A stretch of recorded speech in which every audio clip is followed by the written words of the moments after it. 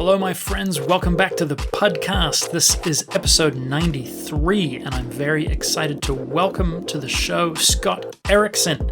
You may know him from Instagram or elsewhere as Scott the Painter, and he is this really talented visual artist and storyteller who manages to pack incredibly beautiful and moving theology into art in a way that it's quite unique. And so I was really excited to get to connect with Scott. He's got a book out called Honest Advent, and it is just a beautiful kind of coffee table Christmas piece. So I'll get out of the way here, and we'll dive right into this conversation with Scott Erickson on the Puddcast, episode 93. I have read 6 chapters, I think, so far of Honest Advent, and I have laughed out loud. I have cried real tears. I have sat kind of holding my theological guts, trying to keep them from spilling out on the floor. I love it, man. It's so good. Oh, that's amazing. Perfect. I feel like we are on the same wavelength, but I've been listening to 80s metal and you're introducing 80s synthesizers. And it's all good. Okay, great. They can love each other. They can find a home together. Yeah. Exactly. That's great. Okay, Honest Advent. Why honest? Start right there. Well, showing my cards, that actually was my publisher, my editor pitched it. I had other ones, like my original idea, like my original made up title was like With Us, that's already taken. So she's like, that's God with us is taken and with us. And so, yeah, she was like, how about Honest Advent? And the Enneagram 4 in me, who seeks to have authenticity as the highest thing, was like, yeah, I like that. And then as we got into it, because at that time I had written all the chapters, but I hadn't written the introduction or the afterword. And so I was thinking of where all this came from and stuff. And what became apparent was going, well, what I'm trying to get to is an honest hope, a hope that has a robustness in the midst of chaos and absurdity, like a hope that makes sense, a hope that's really honest. And so if I'm going to have an honest hope, I need to start with an honest Advent, And so that when I made those connections, I was like, that makes sense. So the Honest Advent is really, and I think also as you've read, like it's trying to ask real questions or honest questions. When we're discussing these ancient stories or texts, if you've dedicated yourself to life, there's a part of you that's like, how true is this? Like, is this true? And that's an okay question. If that's really, really threatening to you, then watch out, because there's lots in the Bible that would be threatening. But like, I think what one of the muses for me as a teacher is I say this is like the only reason we talk about these stories still is because they didn't just happen back then; they're happening right now. And so what I was trying to see was the connection of like, what could I see in these sacred texts that I've seen also in like my own honest life and in my own honest experience, and I found those parallels. I'm not saying the Bible's written poorly, but it's not written by like Anne Lamott or like Michael Crichton or like there's not a lot of like giving the emotion and context and stuff. It's written for a specific reason and for certain audiences, and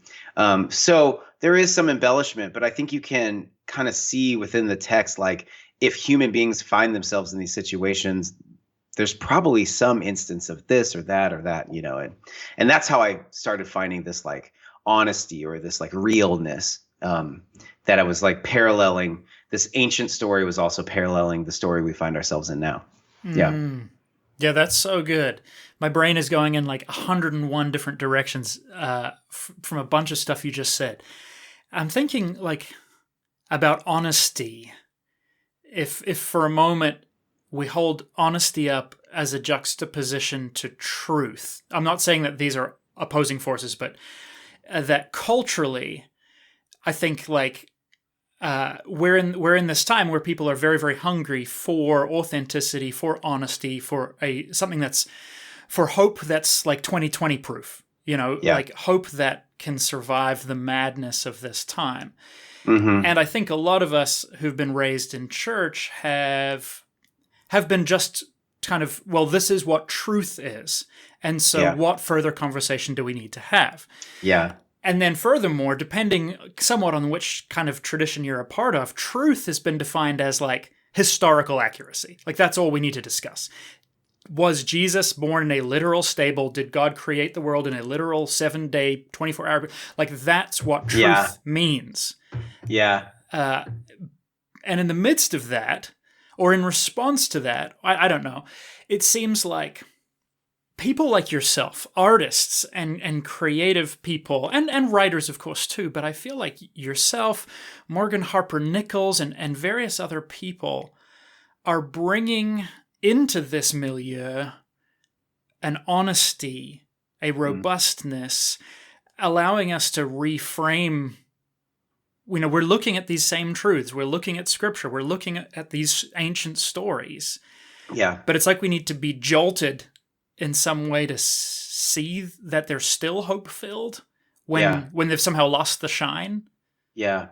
Does that make any sense? I know I've just said a lot of random things. I like that like truth and honesty, because they are different functions. And with like truth, it could be historical truth. I also found myself growing up in a culture where truth meant our way of understanding this is what's correct. And so then it became like kind of a way to go, well, you believe in truth, right? And which is you believe in like our perspective. And then it became this kind of like, oh, the youth today, they don't believe in absolute truth, which is funny that same generation drinks the Kool-Aid of like political propaganda without fact checking, which is really amazing to me. I've been thinking about that lately. It's amazing. Like my parents and the adults I knew, they're just like sending me the stuff. And I'm like, did you fact check any of this? Like, these are inflammatory things, but they were like, but it's we're all about the truth. It's just a funny thing. And I would say, so we could talk more about like truth, and I mean, you can get into historical accuracy and all that. But I think what's interesting about honesty is that can feel rare in religious communities. Like it, and maybe it's just because of me, but like I find myself often teaching at a church and people will be like, that was really honest.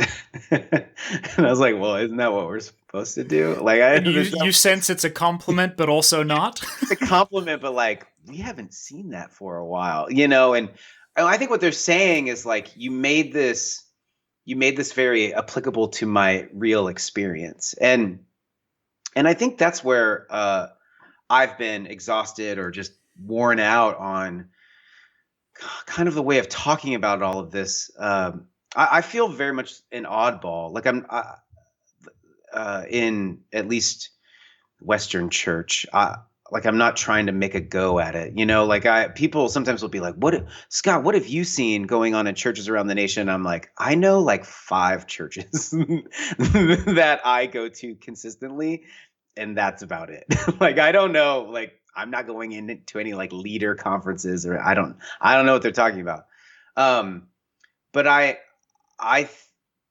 what happens though is I am aware of kind of the things that are coming out of this culture. And when I read or listen, I'm just like, I don't even understand what you're talking about. Like, it just like the way you're talking about God doesn't make sense to me, or faith, or I have, you're making these blanket statements. I have these real questions about how do you find yourself in, like, what about this and that and this? And I think it's that kind of willingness to go into those more complicated questions that's where it gets, dinged as honest. It's like not taking these like blanket assumptions and being like, yeah, it must be true, but going, well, what about this and what about this and what about this? And that's really because I'm like, I guess my faith is saying like God is God is dynamic enough to be in this. So but we have to keep going farther into our assumptions or cliches and keep, the more we learn about reality, the more our ideas of God have to expand and grow. So, yeah. Yes, that's so good.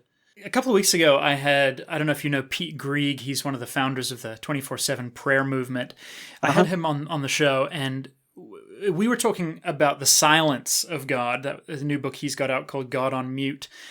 And he had made the observation regarding Easter that God allows the entire world to sit in Holy Saturday for 24 hours. Like, meanwhile, we don't want to let people sit in uncomfortable silence for like 30 seconds. Like, that would be like, yeah, let's quickly solve that problem.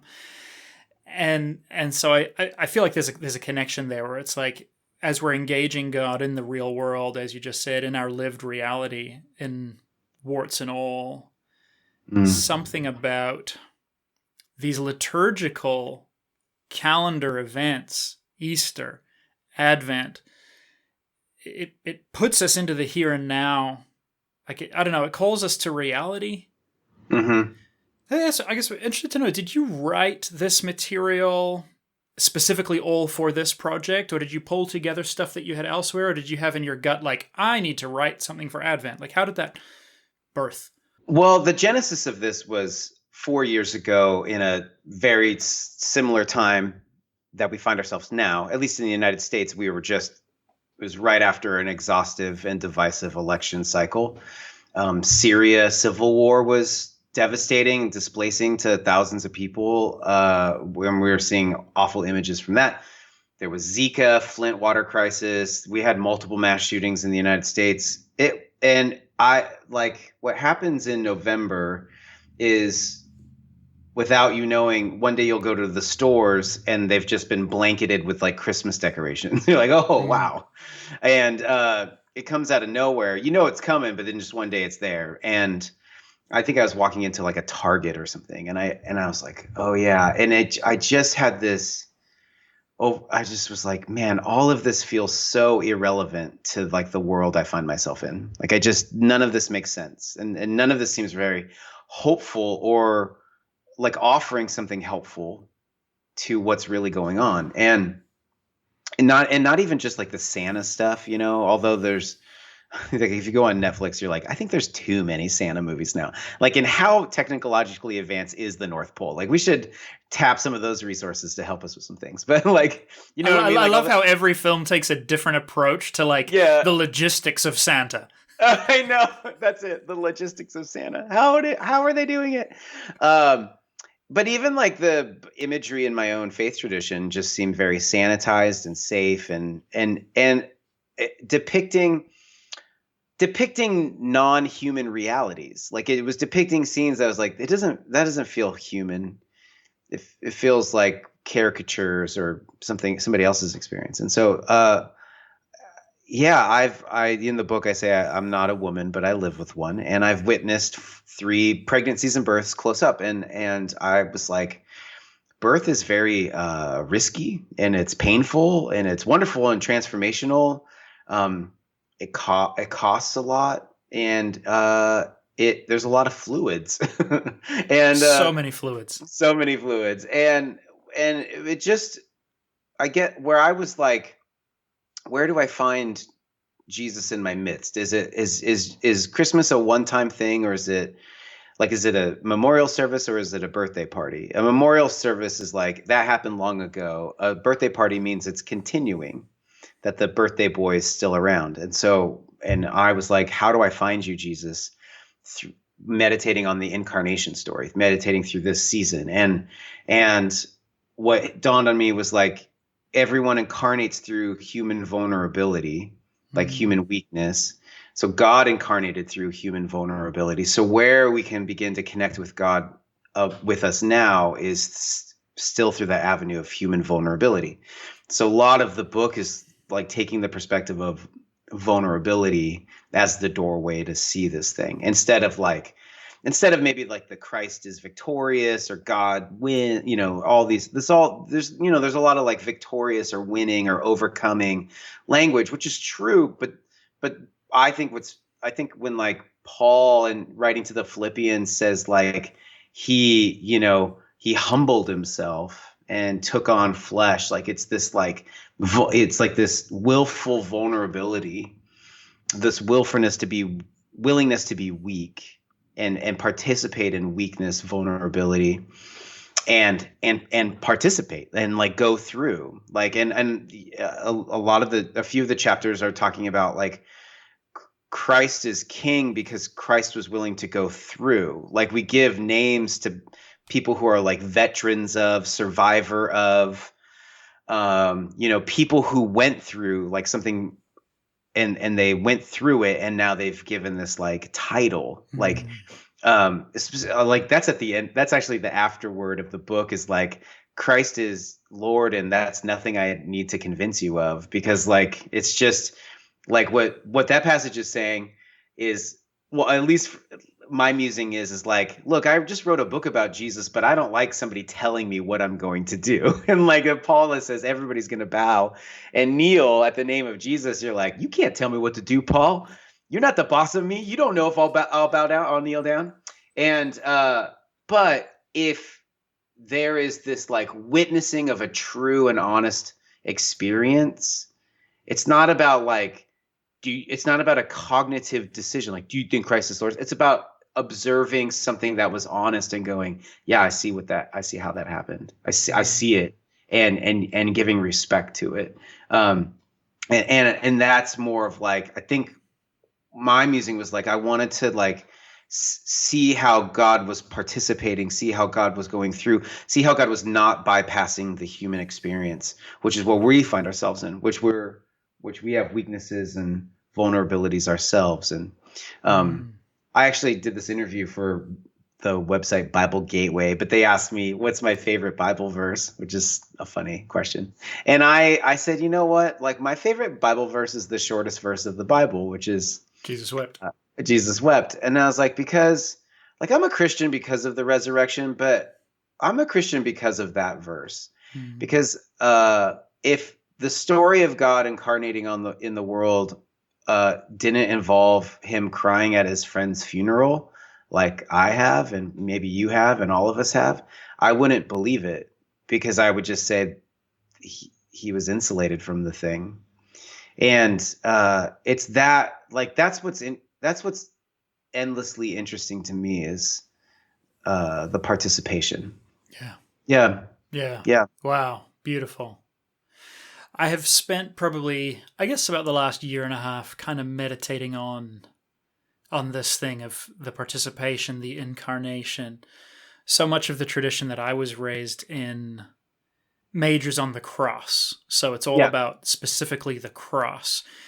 And one of the things that I love about, say, the Orthodox tradition is for them, events begin much earlier. It's really like Jesus coming as a human, God coming in human flesh. It's already hitting reset on everything that we believe about humanity. Because if humanity's filthy and wretched, how can God become human? Yeah. And so I've been chewing over that, and I think I probably stumbled on one of your posts regarding just specifically, I think it was the language of like God in amniotic fluid, God being nurtured by a placenta. Yeah. Like it boggles my mind, that level of fragility that God's creation nourishes God. Yeah. I don't know. I don't know if I'll stop meditating on that. No. Well, yeah, I know that's where because it's not a mystery. I mean, it's a mystery to, I guess, understand, but it's a mystery to enter into. It's a mystery, like, probably our mutual homeboy, Richard Rohr, he says, mystery is not something to be, mystery is not being able to know something. Mystery is like, means it's, I'm butchering the quote. Yes, I have small children. I can't talk today. Mystery is not unknowable. Mystery is endlessly knowable, right? Yes. So like I think this mystery we can keep going into it and keep letting it transform us. Yeah, like man, there are what I think like deconstruction is, or where we get to spots is like what we understand in our faith practice stops working for us because we've got new information and we're like, well, I just know now I know this. I can't really like keep believing the same thing. But one of the things in the last few years that one of my teachers in my spiritual direction training, where there's this whole other line of theology or thinking about Christ, which is was part of Christ's vulnerability and weakness was not knowing, like not knowing who he was, but being told by the Spirit who he was. So like, because I think that there's like, I've rarely heard a sermon on this. And then when I did through one of my teachers, I was like, what? That makes more sense for the whole thing. Like, why would Jesus be, because one of my teachers was like, why would Jesus be crying in the garden? Not because of, I mean, maybe because of torture, and that's awful, but he was like, because he didn't know if there was anything after death. Like he believed there was, he believed in the resurrection, but he didn't know for sure. Like we don't know. And like we have to believe.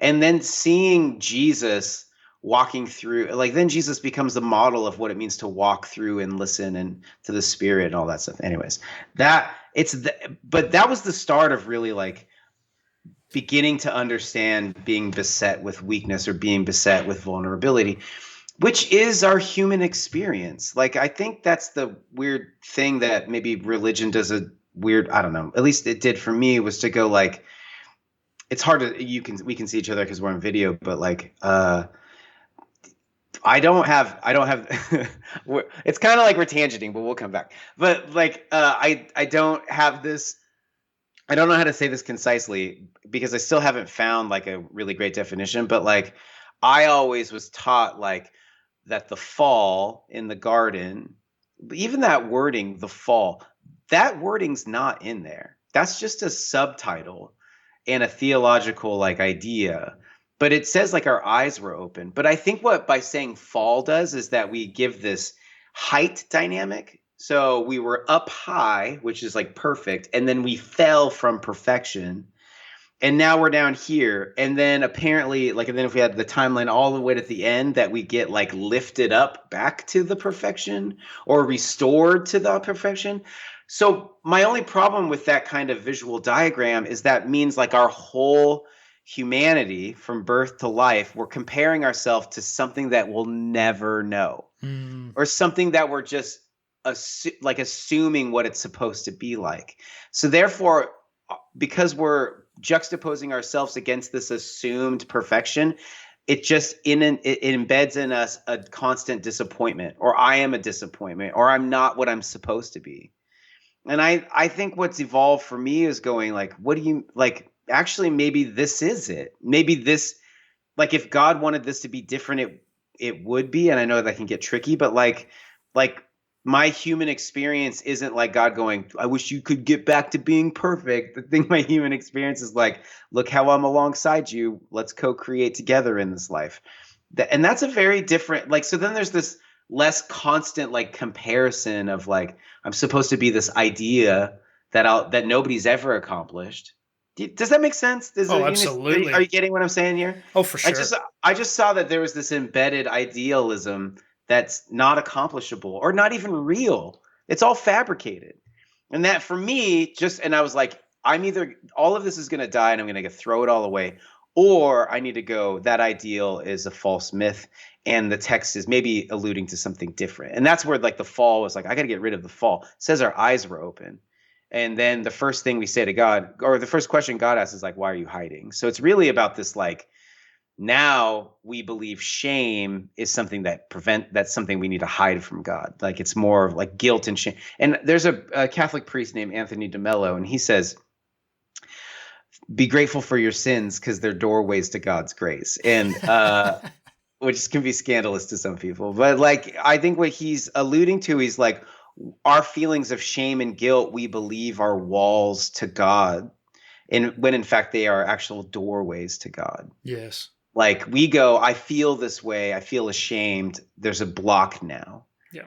And what has been transforming me, partly because of this book and then some other stuff, is to go, actually, that feeling is your connectedness to God. That like that not having it together is how you're doing it right. Like it's Jesus saying, like, heaven celebrates one sinner going, I'm not doing it correctly. Like I don't got it. Versus 100 who are like, I'm fine. I don't need anything. Right. It is in the vulnerability that we are connected to the divine.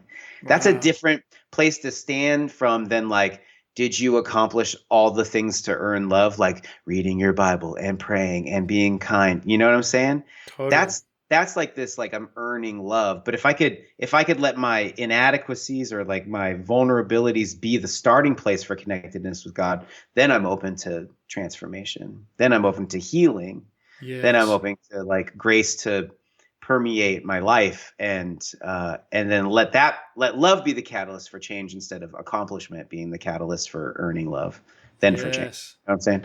Yes. Oh man, that's so good. Okay, so I'm verbally trying to process some of the things I've just heard you say, because that is so beautiful. I just took like years of my life and summed it up. So I get it. Thank you. Isn't that wonderful? It's like, here, you're on a podcast. Please prove your worth by making statements about how you don't have to prove your worth. Yeah, exactly. So there's like, I think especially in the West, we have such a moralistic faith, right? Where really it's like, if we don't do the things right, God won't have anything to do with us. Yeah. And that's kind of what we've been raised implicitly or explicitly taught. And yet there's something about God with us that blows apart this moralism, right? That's like, no, actually, I'm right here. No, actually, I'm hanging out. Yeah. You know, there's still the synagogue rulers in our lives saying, well, how dare you associate with those people? How dare you associate with those behaviors? I just heard Father John Baer this week say, if Jesus is coming to save sinners, I'd better darn well hope I'm a sinner. I better get started. Yeah. Or yeah, that's great. But something in there, right? That if God is allergic to weakness, brokenness, failure, then we can't be vulnerable with him. Right? We have to put up a facade. We have to try and earn our place. Yeah.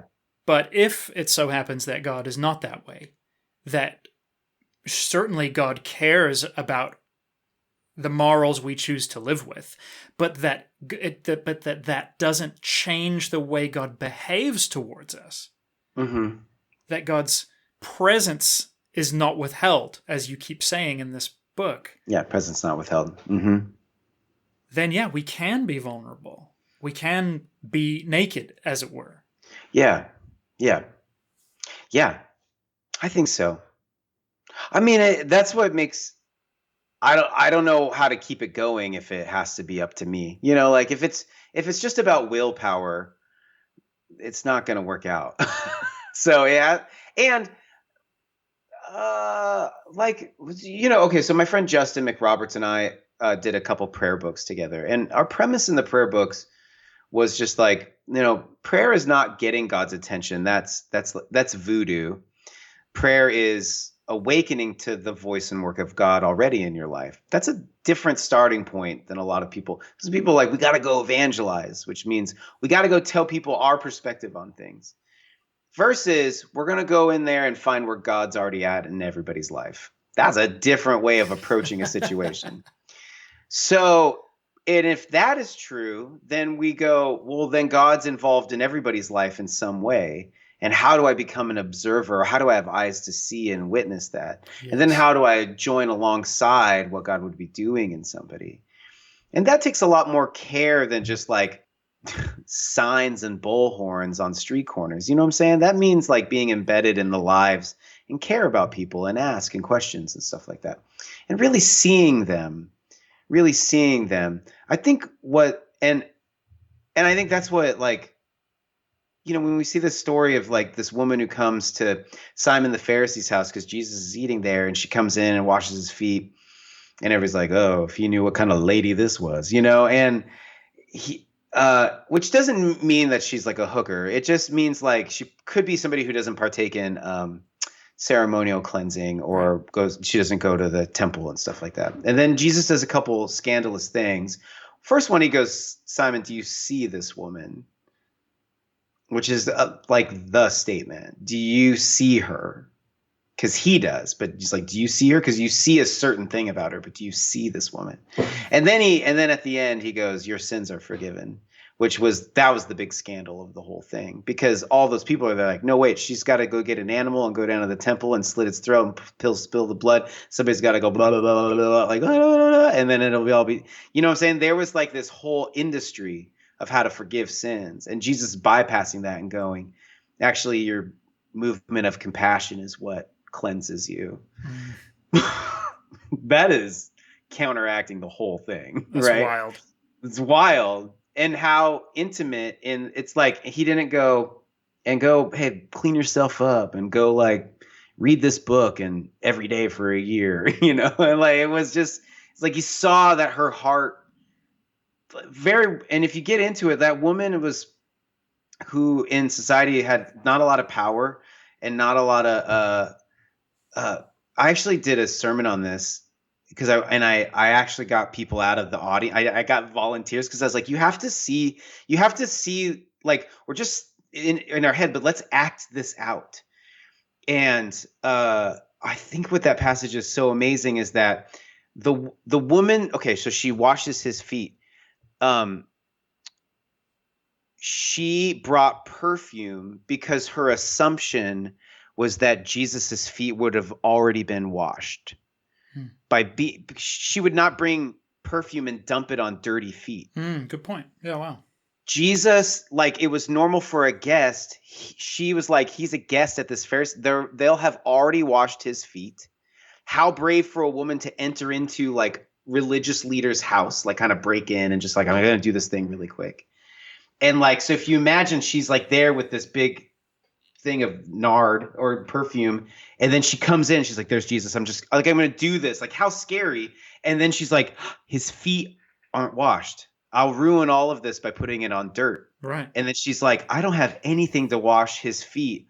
All I have is my body. Oof, man. But I can't, you don't know what I've done with my body. I can't walk. That's not good enough to watch. And then immediately that's where tears come from. I don't have anything to give you except my body, but I will take this thing to wash your feet so then I can give. Do you see what's happening there? Dude, my tears are coming right now. Mine too. Like when you see, you're like, oh, wow. And I like that passage is like, it's like, what do I have to give to Jesus except this life in this body that I've been falling down some stairs my whole life? Like just I've fallen down some stairs into this moment and just go, I don't have anything to offer you except this. And this is all I can do. This is all I can give you. And he's like, I see you. I see you. Wow. And that offering is accepted and it's forgiven and all of that. Does that, you didn't need to go to the temple. I see it. Yeah. Oh, man. That is so good. Yeah. Yeah. And thinking about even the corollary then of Jesus offering his body for us, of Jesus, of all the bride and bridegroom language, of Jesus washing, what does Paul say about husbands? Care for your wives as Christ cared for the church, washing her with his, just all those different symbologies, offering, even being born again, which brings us back to birth. I was just chewing over that thing with Nicodemus where, he says, you must be born again. And again, Father John Bear saying, Jesus is the first human that chose to be born. Did you choose to be born? No, Yeah. not one of us chose to be born. Jesus chooses to be born, knowing full well it's heading to death. So for you and I, the invitation is to choose death, be born again, choose to be born, and thus enter into life. Ooh, that's good. Yeah, it is like, because Nicodemus is like, well, how could I climb back up in my mom's uterus? You know, like, Totally. It's a funny part of the Bible. It's a good joke, you know, like, how does that happen? And Jesus is like, it's not that. I'm using a metaphor, but yeah, it is this like, but something in you needs to like start over or start anew. Yeah. And so the spirit part of you. And like, you weren't in charge of your like coming into the world, but you can decide like, I want the real part of me, the part of me that's woven into this material part. I want that to be renewed. I want that to be born. Yes. Yeah. Yeah. That's beautiful. Even my mind is honestly going everywhere. I'm going to have to end this interview and just go and sit and just like contemplate the mysteries, man. Thinking about birth, we touched on fluids before. It's almost like birth is this baptism of blood and everything else. And there's this embracing of death and life all at once. The risk of death that's associated with birth. Even as a parent, you know, there's this way where your life is now over, right? Like you move out to the frame now. You are no longer the subject matter. Yeah. You're what is the line from Interstellar, where the parents are like the ghosts of your children's future or something like that? It's kind of like we're just we're just like the framework of the story. Yeah. That you come to live within. Oh man. I think one of the things that really hits me with your work, Scott, is that you can write something and it's great. You're a great teacher. And then I look at a picture that you've painted or some art that you've produced, and there's like 171 things happening in it all at once. And I look at it and I'm like, oh, that's beautiful. Oh, wow, that's cool. Oh my God. Yeah. And then I'm just kind of rocked. Well, that's great. How does that happen? That like, how do you do that? What's the magic trick? Because I feel like you've just done this verbally for me, where you've pulled a whole bunch of things together. How does that play out, like in your creative process? Yeah, I mean, for years I've been kind of working on a symbology, so figuring out like my symbols for different meanings or things, and then I guess there's a whole like aesthetics that have been being developed, but We'll take a quick break to thank my Patreon supporters. Huge thank you to Heidi, who's my latest supporter. Heidi, so glad to have you with us. So thankful that you have been reading You Are Enough and have been touched by it. Friends, if you would like to support this show, you can do so at patreon.com/Jonathan Puddle. You can become a patron for as little as $3 a month, but you can give more if you'd like, and you'll get access to me behind the scenes. I send handwritten thank you cards out to folks, and once a year I give out a free book. So there's some bonuses there if you'd like, and you'll be a proud supporter of the podcast, helping keep this show on the air and keeping me doing all the work that I do. So thankful to everyone who's supporting me right now. You guys are my favorite. Thank you. Thank you. Thank you. Back to the show. I let things bake in me for a while. I feel like I'm just like a crock pot and I just I'm like, that's interesting. That's it. And then it just sits in there and then things come out at different times. Like I have I have tons of ideas, but so you have to prioritize. But, I have like 5 books that kind of in the works where I'm like, it's collecting. You just kind of create. Actually, I just use Evernote as an app and I just have these bins and it's like, that's for that, that's for that. And then, after a while that bin gets big enough, you're like, there's something here. And, but with images, there's this, what I like is trying to get there's something to like ornateness and complexity that's great. I'm more drawn to like the design is to try to have the simplest thing mean the most, which is like the cross is kind of a fantastic co-opted design. I mean, it was used for thousands of years by empires to tell people you don't win.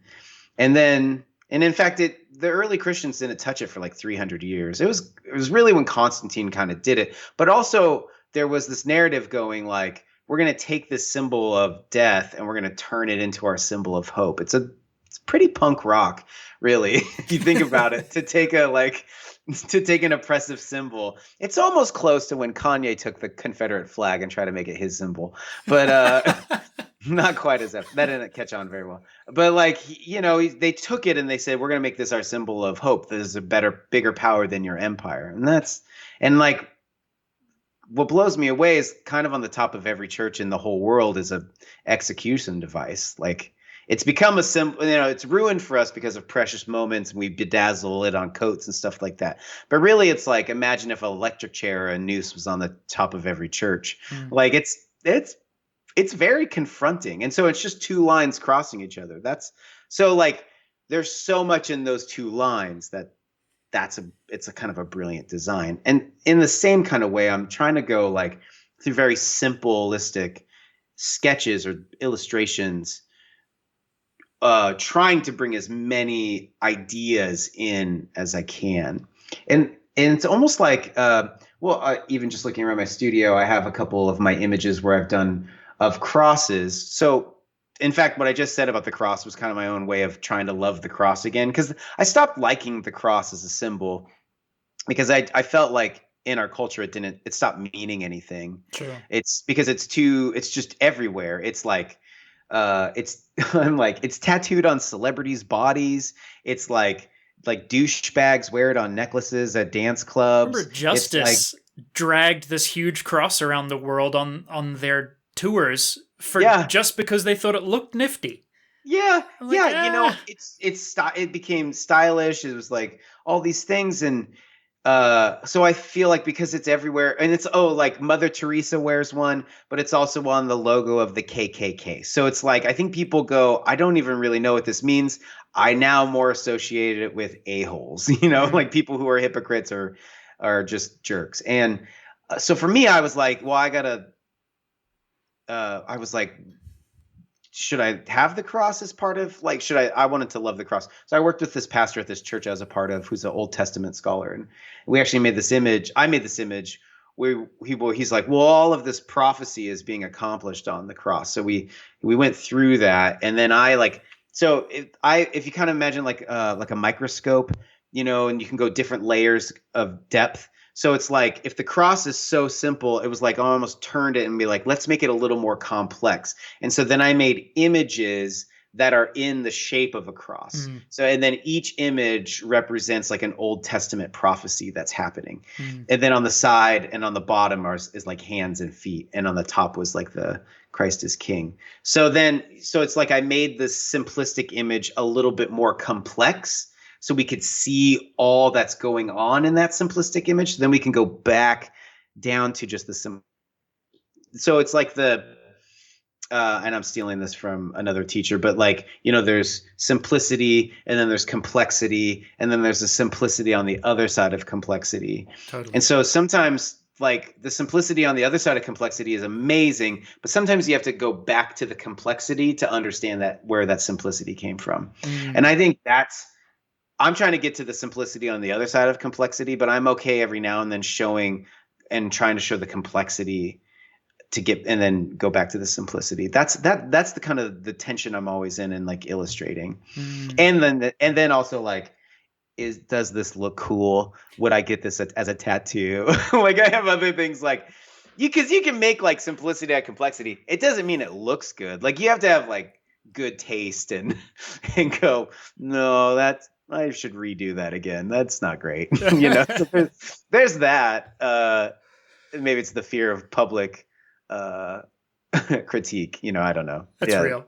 Yeah, it's real. Yeah. I want to make beautiful things. So yeah, there's that aspect of it too. Yeah. That's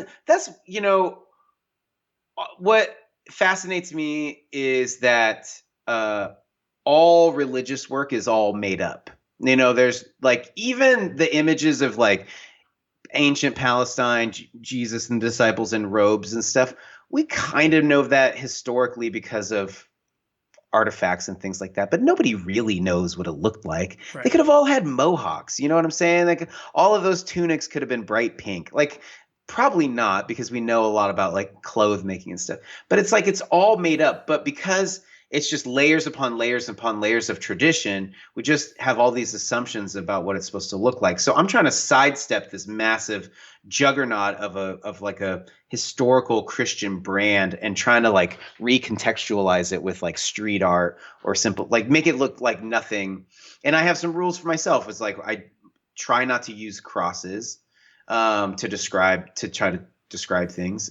And I rarely ever want to actually like make an image of Jesus, like that kind of carries on this like white Norwegian or, you know, like this kind of like this Jesus motif, because I'm like, that's not the point for me. I mean, I've made a couple like portraits of Jesus, but they're very symbolic, more icon oriented. Like I made one, I think I have a print of it over there, but I made one after I went to Jerusalem because I saw all these like Christ icons and I was poor and I couldn't afford one. So when I came home, I was like, I'm just gonna make my own.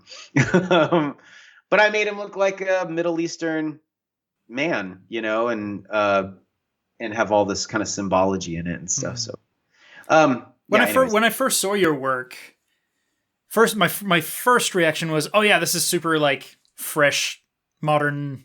I mean, obviously not art modern. Like this is, you know, this is fresh, cutting edge design. I love it. It's like this to me in my head says design, rather than like some kind of category of art. And then my second thought was, this reminds me of iconography. Yeah, there's a boiled down simplicity. Yeah, even your use of color, which draws attention in these ways that move me to worship actually. Yeah, well, that's great. That's what they're for. Yeah, and if I showed you all my source material, you'd go, "Oh, I see what you're drawing from." There's a guy named Eric Gill who was like an early 19th century etcher who made a bunch of iconographic. I don't know how to say it. Images like that. He wasn't everybody's favorite because he made one of like Jesus and his penis is a flower, and he was like pollinating the world. So there's some things that that kind of dismissed him from the overall accepted by like the Catholic Church, but he had some other really interesting stuff too. So I've been reading just through the PDF, right, that I got sent from the people, and I'm desperate to get my hands on the physical copy. You know, as we head into Advent and Christmas, I feel like this book is the opposite end of the spectrum from all the Thomas Kincaid Christmas books I have been given from my aunts. Yeah. Do you like Christmas books yourself? That's great. Like, did you set out to write a Christmas book? No. I set out to make something counter to what I was given. And then year after year, I just kept adding more till last year I had 20. And I was like, you know, if I made 5 more, that's like a book. So that's what I did. I didn't set out. I actually was at a book signing last night and was talking about this is that a book, like I always wanted to be an author, and we have a lot of assumptions about what that means. And for me, like it's maybe needlessly dualistic, but I think sometimes we can go, oh, a book is just somebody so smart and this is just them downloading all their smarts, you know? And that may be true through research and education and stuff, but also like a book is the artifact of the transformation that you want to have happen in yourself. So you go, I want to be different on the other side of this journey, and I'm going to take notes along the way. And when you've come to that, you go back and you gather all your notes and then you talk about your journey. And that's what a book is. And this book is that. Like this book is 4 years of going, I want to see this differently. I want to find wonder in the story again. I want it to not be so wrapped up in a North American brand that involves winter. So like stylistically, like even, the cover and you've seen and stuff, it looks nothing like Christmas at all. Like it has like somebody else came out with this great Christmas book. And her cover's really awesome and stuff, but you're like, yeah, it kind of looks like Christmas. And that was the whole thing. It was like, what does that even mean? It kind of looks like Christmas. Christmas is just a brand. Like what we say is that it kind of looks like Christmas. That's a brand that was invented. And I knew for myself, I was like, I have to sidestep all of that and not make stuff that looks nothing like it to see this story, to see this happening in a different light. And so that's, and so it had been 4 years of doing that. And then this year was like, I think I have something to artifact. I think I have something to articulate and then present as my journey. Yeah. So good. And for the listener who is from North America and maybe is struggling to believe just how much Christmas is a brand, let me point out that I was born and raised in New Zealand. And because that's in the Southern Hemisphere, the seasons are reversed. Yes. And so Christmas and New Year fall in the middle of summer, where it's 30 degrees Celsius, 90 degrees Fahrenheit. And guess what we decorate our houses with? Christmas trees with fake icicles. Santa wears the same clothes. We wrap garlands and wreaths. We do the whole bit. Yeah. It makes no sense. It makes no sense. We sing all the same songs.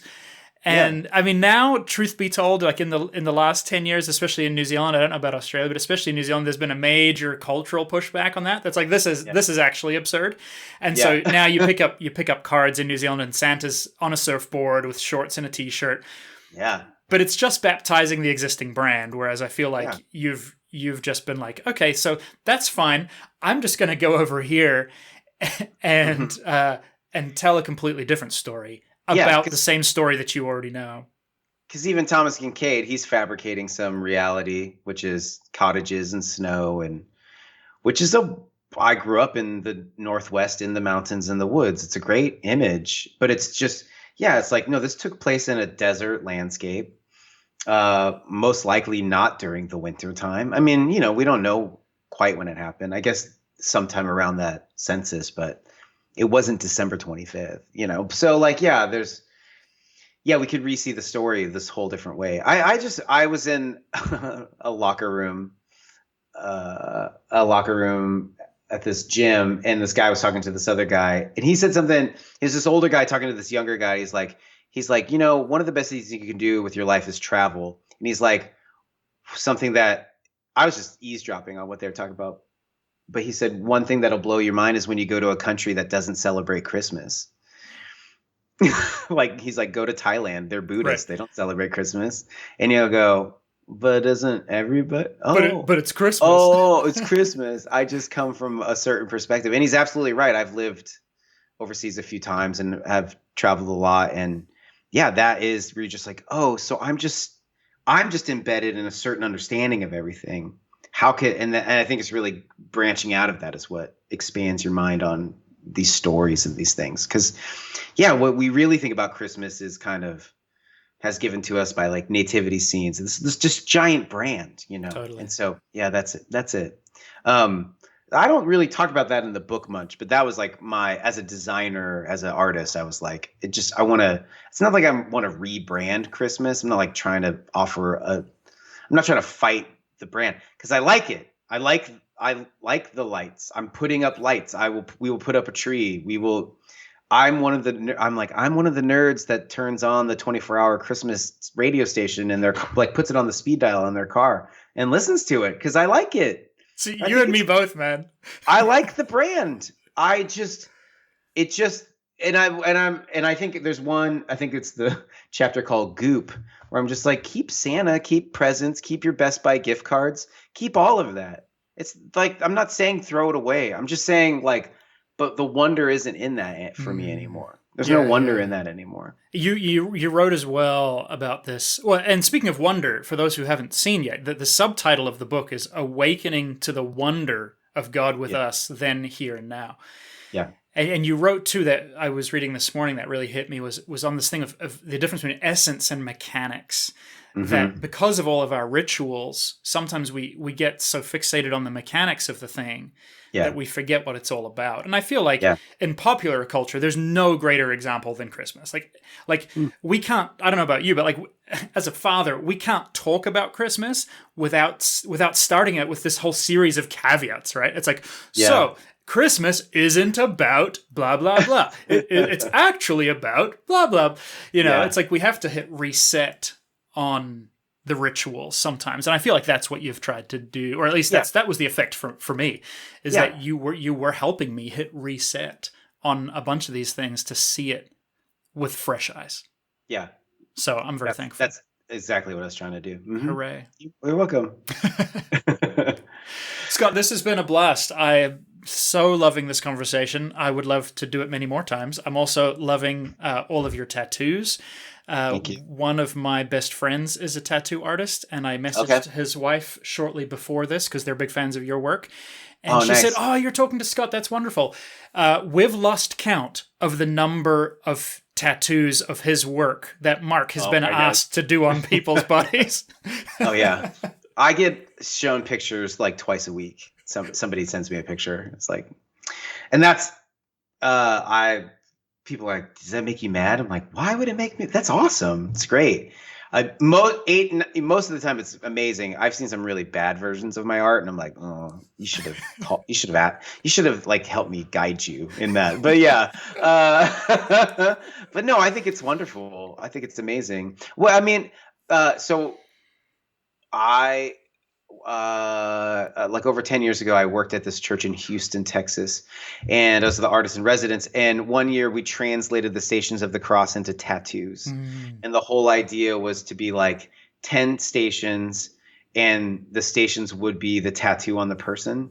So the opening night was like 10 people would be standing at the stations. And then we made a bunch of people participated in it. In fact, like 60 from our church did it. So then we had all these pictures and stuff like that. And then like over 160 people, I think nationwide, and people still get those tattoos. But I remember we were doing like a photo shoot with everybody, and we were all just kind of waiting. And I was this one girl, Charisse, I was like, oh, thanks for being willing to do this. And she was like, no, thank you.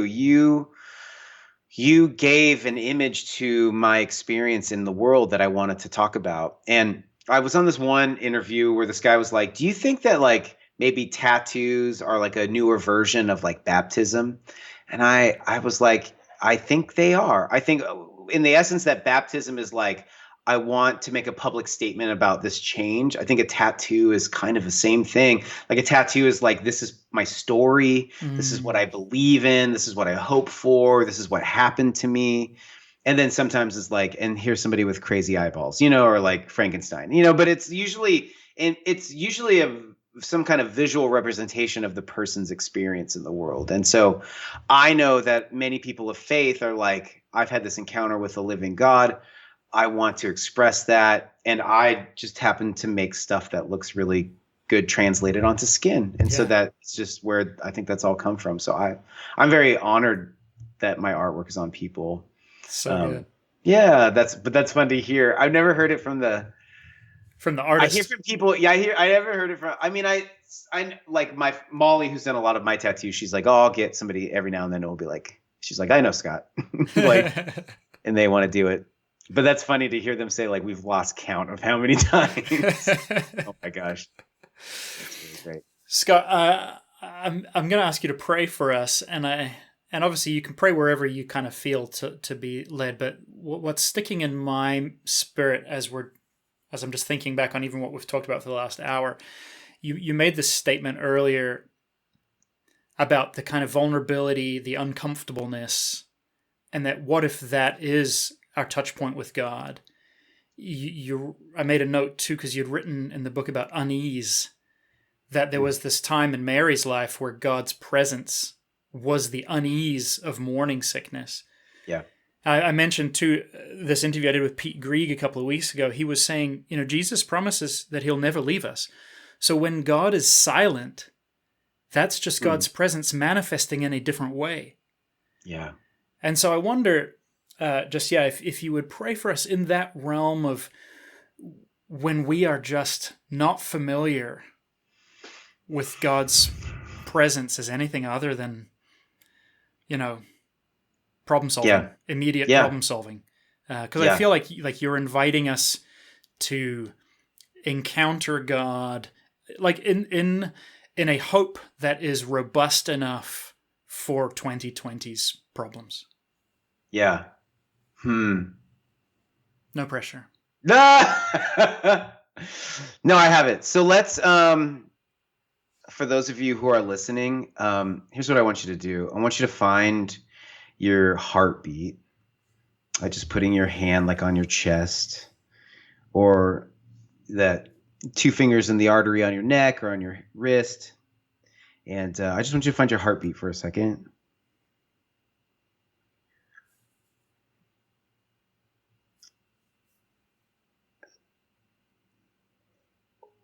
So there's this, when we feel our heartbeat, we feel that there is this, this organ inside of us that keeps us alive without us being in charge of it. We could even say like, who gave me this? I didn't go pick this out. I didn't choose this heart. It was given to me as a gift. It's nothing I chose. It's come with me, and it works without me knowing, and it keeps me alive. And that is a bit of a grace. There's nothing I need to do to keep it going. It just goes. And my life is sustained by something that I'm not in charge of, by this grace. It's grace. So when Jesus says or when Paul says about there's nothing that can separate us from God's love, we can feel this beat as a symbol of that love, of that sustaining love, that sustaining grace that is keeping aspects of our life, not just our health and our existence and our life, but also our calling and our vocation, our loves, our desires, our community. Like there's a hidden providence also beating and working in ways that we don't always witness. And even if we move from our heart and we feel our breath, we can control our breathing, but it's still something that works that we aren't really in charge of. So there's another grace there. And then we can even take it to how the earth circles the sun, which allows us for light and day and sustains life. And so that's something that we're not in charge of that also keeps us alive. So there's so many things that are keeping us alive that we're not in charge of. And could we let those, when we lose sight or we don't feel it or we don't understand, could we use those as just starting place to understand that God loves us and is with us, and we can never be separated from that. Amen. Scott Erickson, ladies and gentlemen. How did you like that prayer exercise? Man, we recorded this, a couple of weeks ago, and I've been coming back to that thing with the heartbeat. I'm thinking, man, that's huge. Especially, I think, if you're working with kids and trying to help them connect with their bodies, their emotions, and with God. That's a brilliant exercise. Thank you, Scott. I'm going to borrow it. All right, my friends, thank you so much for listening. Glad you would be here. Share the show if you enjoyed it. Tell a friend. Make sure you're following me on Instagram, Facebook, and Twitter. Make sure you're following Scott Erickson. You'll find him at scottthepainter. And go order a copy of his book, Honest Advent. It's out now. You can get it just in time for Christmas, and it's linked in the show notes. Also, just in time for Christmas, grab yourself a copy of my devotional, You Are Enough, Learning to Love Yourself the Way God Loves You. Not too late to place orders now that will arrive in time for Christmas. You can get signed copies directly from me at jonathanpuddle.com/store. and I get those sent out ASAP. I just got some cheaper shipping rates too if you're buying single copies, so hopefully that's helpful for some of you. You can also grab the audiobook from me. It may be out on Audible by the time you hear this, but right now it is only available on my website, but you can grab the audiobook, the ebook, the paperback if you'd like. All right, friends, thank you so much for being with me. God bless you all. Have a great week.